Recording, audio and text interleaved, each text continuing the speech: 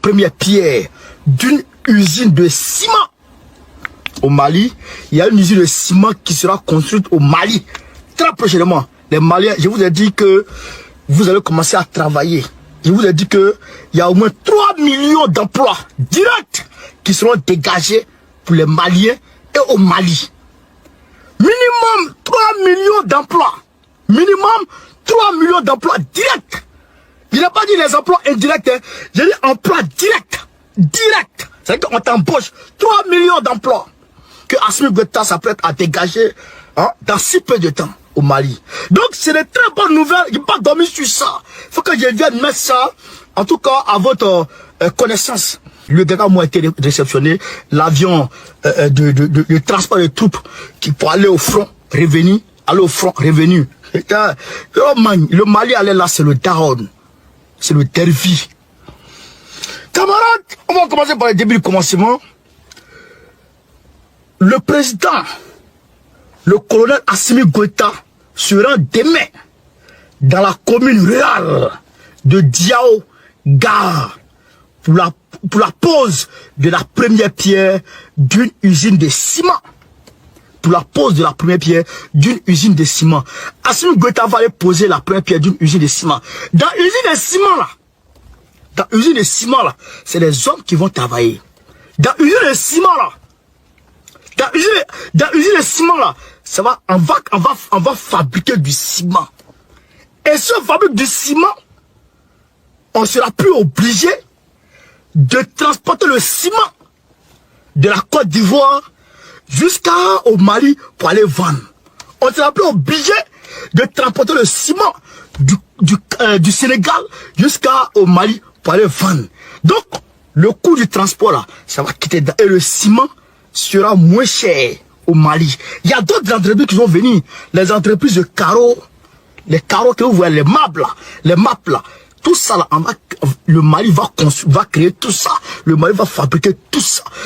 Les chemins de fer qui vont se dégager très prochainement, le Mali va commencer à construire ça. Le Mali va commencer le Mali a déjà commencé à acheter des têtes de train, etc., qui vont venir et qui vont en tout cas permettre aux Maliens d'être plus mobiles, d'être plus rapides, en tout cas, en termes de transport, etc., etc. Donc, aujourd'hui, ce qu'on disait à Assimi Goïta, parce que si on reste dans la perspective de chasser pour chasser les terroristes, on va jamais finir de les chasser. Moi-même, souvent, il me dit, mais les gens là, ils poussent ou bien c'est comment? Parce que quand tu tues 20, tu tues 10, tu tues 100, tu tues 200, il y en a qui viennent encore. En tout cas, qu'on ne les tue pas. Donc, il faut non seulement les combattre, mais il faut aussi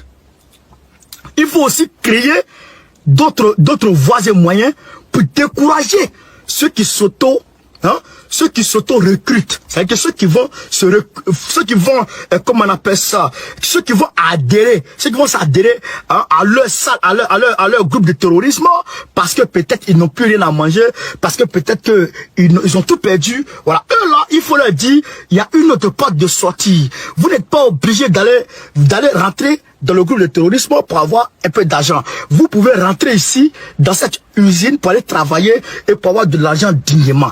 Vous pouvez aller ici, dans ce chemin de fer qu'ils sont en train de construire, pour avoir votre argent dignement. Vous pouvez aller ici, dans ces gares de train, pour aller essayer de travailler comme manufacturier, pour avoir votre argent, dignement. C'est un peu ça, il faut créer. Il faut créer des entreprises. Il faut créer de l'emploi. Et nous attendons Assimi Goïta sur le projet aussi du gaz.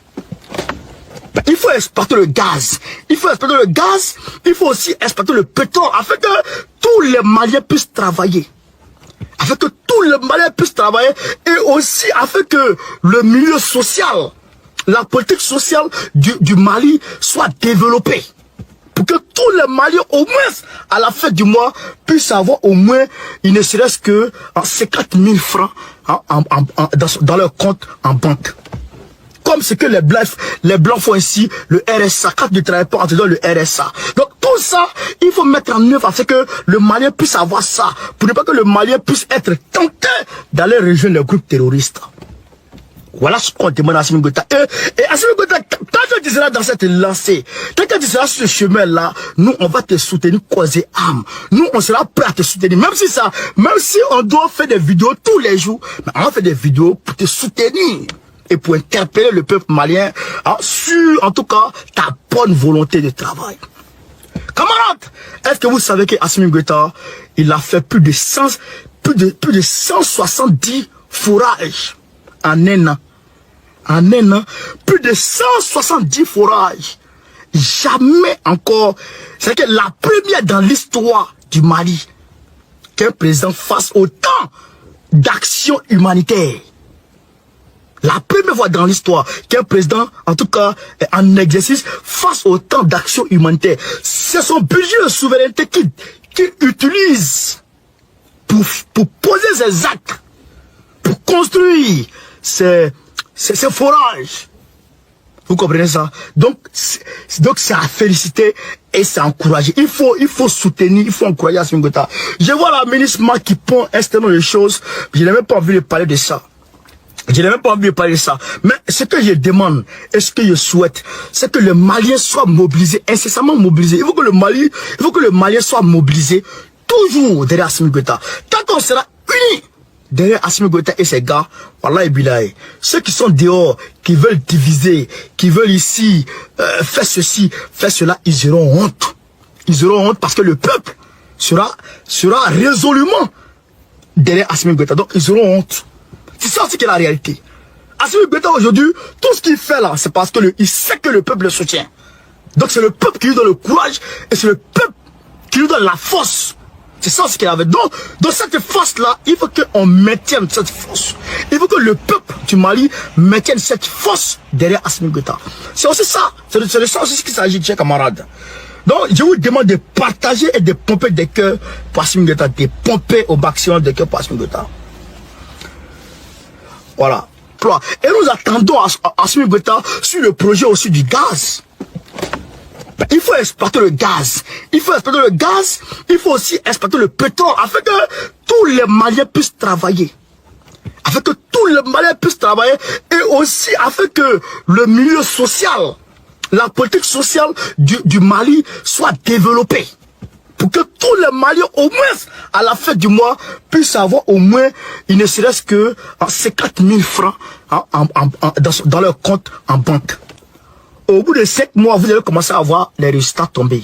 Et là, on voit, Djibo, là, les gens avaient fui de là-bas.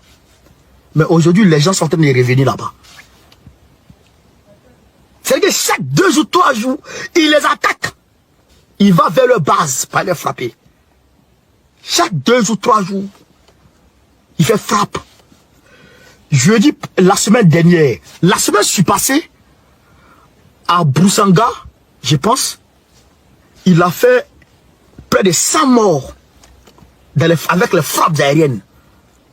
La semaine passée, il a fait 52 morts, frappes aériennes, dont un chef terroriste. Hier mardi, il fait 20 morts côté terroriste. Bon. Je pense que les gens vont commencer à se calmer un peu. Vous comprenez? Moi, je le dis à qui veut l'entendre. Je suis à mon poste. Damiba là, il m'a rien fait.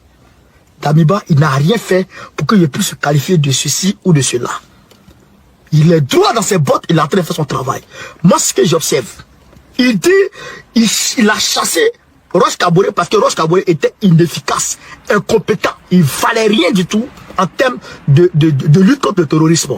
Alors, il est venu prendre le pouvoir, lui veut lutter contre le terrorisme, il est en train de faire le travail. Donc, moi, je ne peux que le soutenir. Est-ce que vous comprenez ça? 20 terroristes l'ont neutralisé hier. Et je vous ai dit que le Mali est en train de frapper. Le Mali est en train de faire cassa. C'est que je vous ai dit, la zone dont je vous ai parlé hier. Mais c'est des frappes aériennes seulement.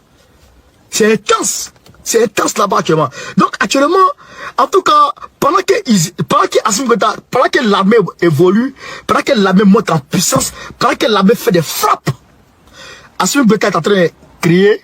Il est en train de construire, on va dire, des entreprises. Il est en train de monter des entreprises, des usines, etc.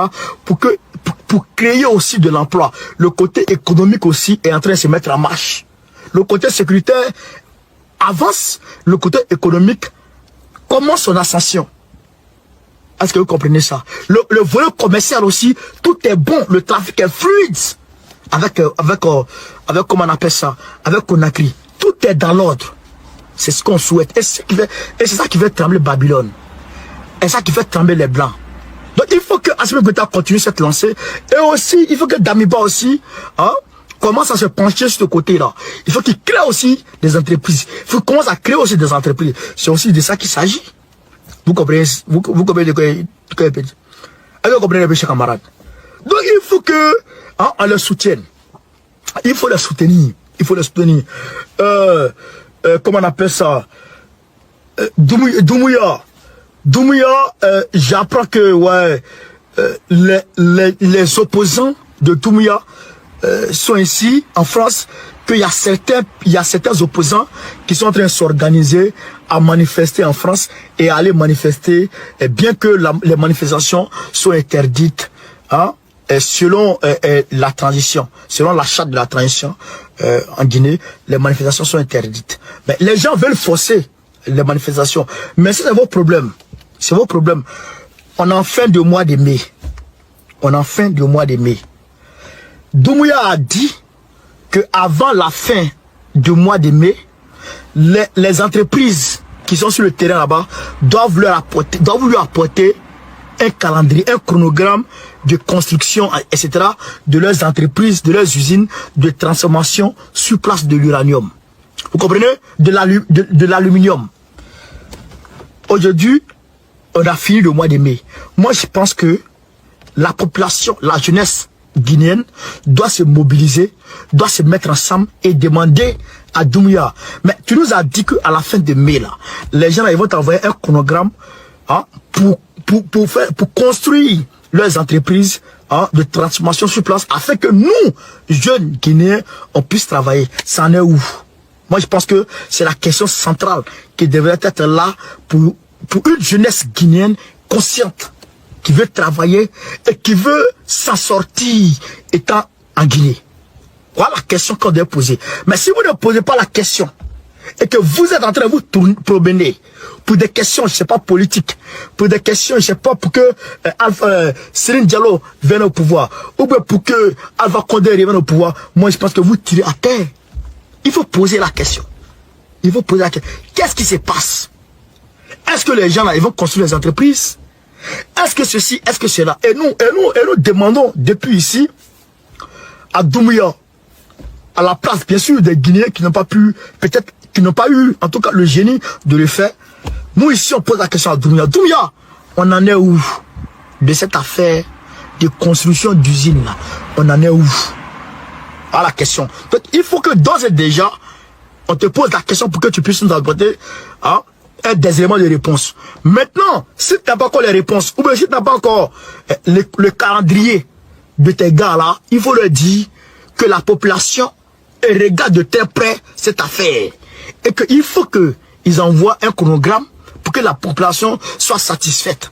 C'est ça aussi que la réalité. Doumbouya, on te demande c'est comment. Il faut que tu nous dises ce qui se passe pour qu'on puisse dormir sur nos oreilles. Voilà, parce qu'on veut voir clair dans cette affaire d'entreprise là. Parce que c'est des milliers et des milliers d'emplois que ça va dégager. Donc, la jeunesse guinéenne veut travailler. La jeunesse africaine veut travailler. Donc, il faut dire à ces gens-là que le mois de mai est fini. Le mois de mai est fini. On est rentré en juin maintenant. Il faut qu'ils envoient le calendrier pour qu'on voit clair dans l'affaire. C'est ça aussi qui est la vérité, chers camarades. Vous voyez, moi, c'est ça qui est la réalité. Donc, je vais vous demander à partager au maximum. Voilà, voilà, le dégât mou du Mali est arrivé aujourd'hui. Hier, ouais, aujourd'hui, voilà. Je pense bien. Voilà, voilà, ça c'est déjà bon.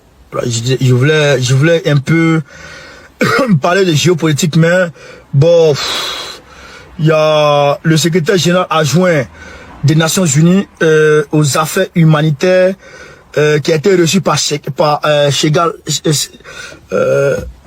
Choguel Maïga, qui a été reçu par Choguel Maïga. Voilà, ils sont venus parler de la transition, etc. Voilà, voilà, tout ça c'est. Donc ça c'est les petites informations à vous donner.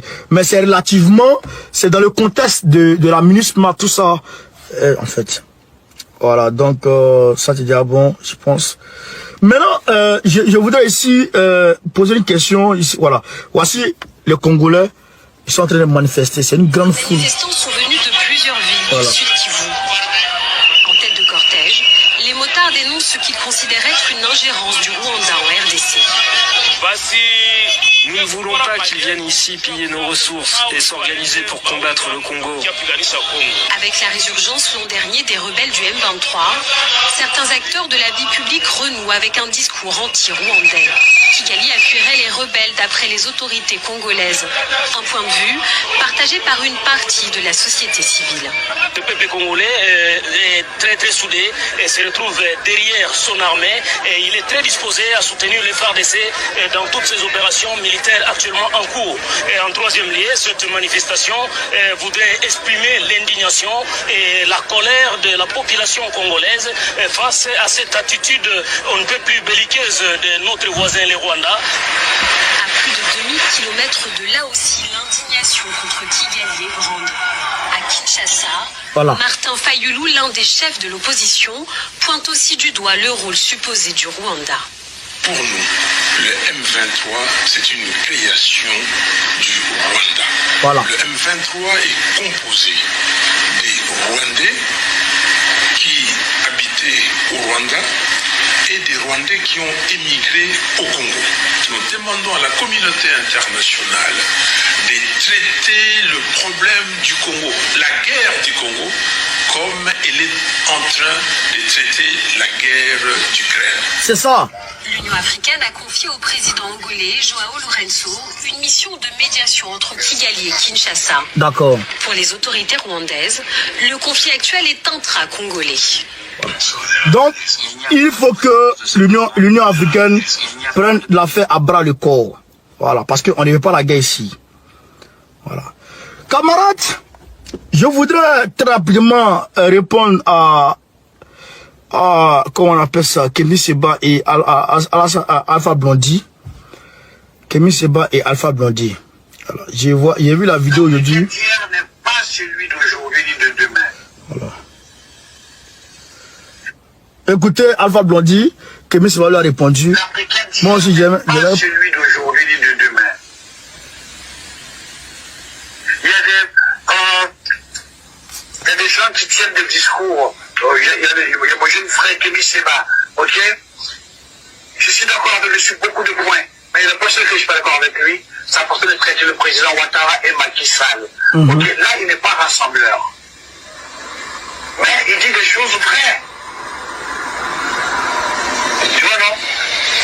D'ailleurs, quand on s'est vu ici, chez moi à la maison, je lui ai dit ça. Je lui ai dit que tu n'es pas conscient. Écoutez ce qu'il va dire, hein? Du pouvoir, tu vois, que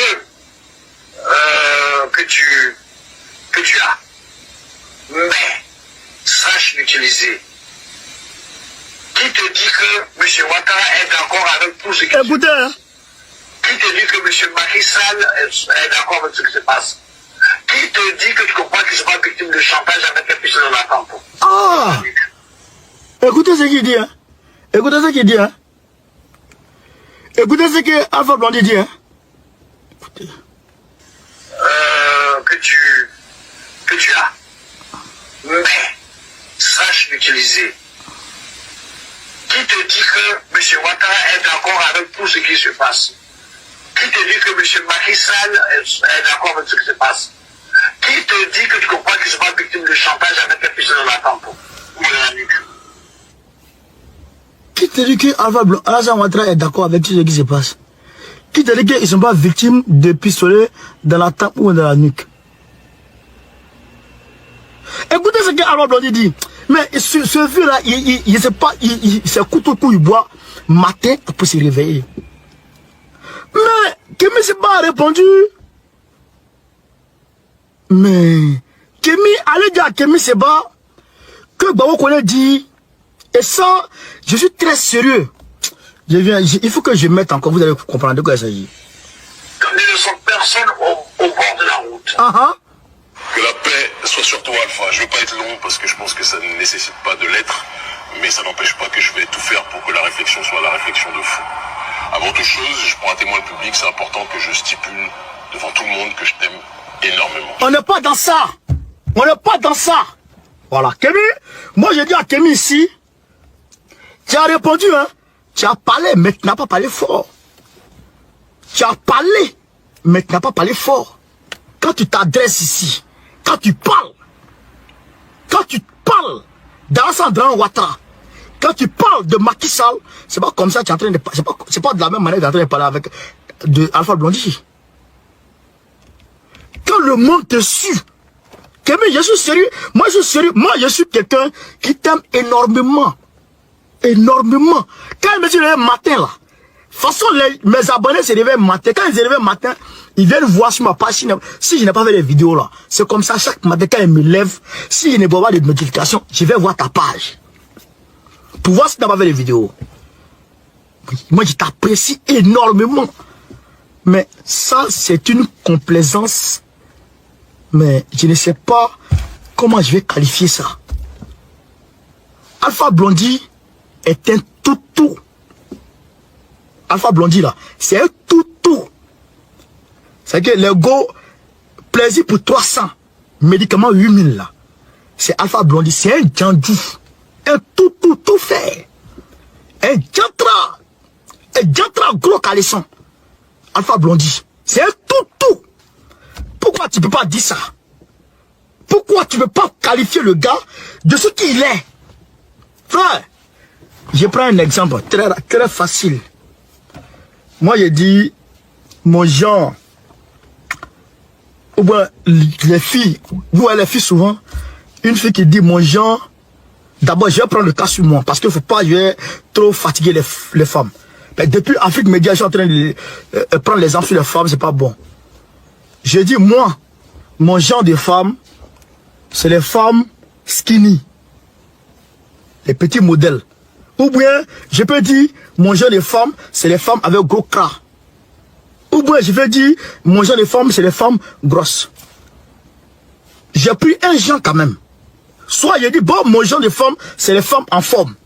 Je peux dire ça comme ça, ça c'est mon genre de femme. Un exemple, hein. Je me mets avec cette femme. Une femme qui est en forme. Je me mets avec elle.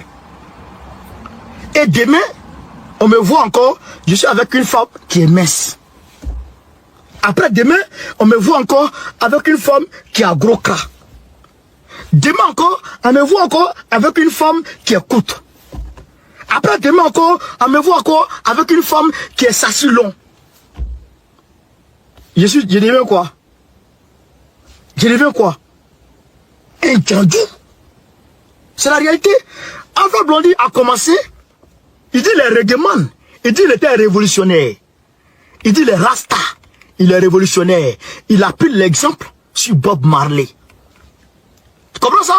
Il dit il a pris l'exemple, tout le monde connaît Bob Marley, tout le monde connaît le parcours de Bob Marley. Il ne s'est jamais rallié. Il a toujours combattu Babylone, il s'est toujours considéré comme africain. Il a toujours attaqué le système capitaliste, juste du début qu'à la fin de sa vie. Alpha Blondy, il était avec Houphouët-Boigny, capitaliste, soumis aux Blancs. Alpha Blondy a chanté pour Houphouët-Boigny plusieurs reprises. Contre Gbagbo, il a chanté pour Houphouët-Boigny contre Gbagbo. Il dit Houphouët, il faut, il can la main, à toi, tu la nyangoué aller. Houphouët, tais-toi, ne les écoute pas. Ça devient de l'aigreur. Ça veut dire que Gbagbo est aigri d'Houphouët-Boigny. Alors que Gbagbo est en train d'attaquer Houphouët-Boigny pour que Houphouët change sa gestion étatique.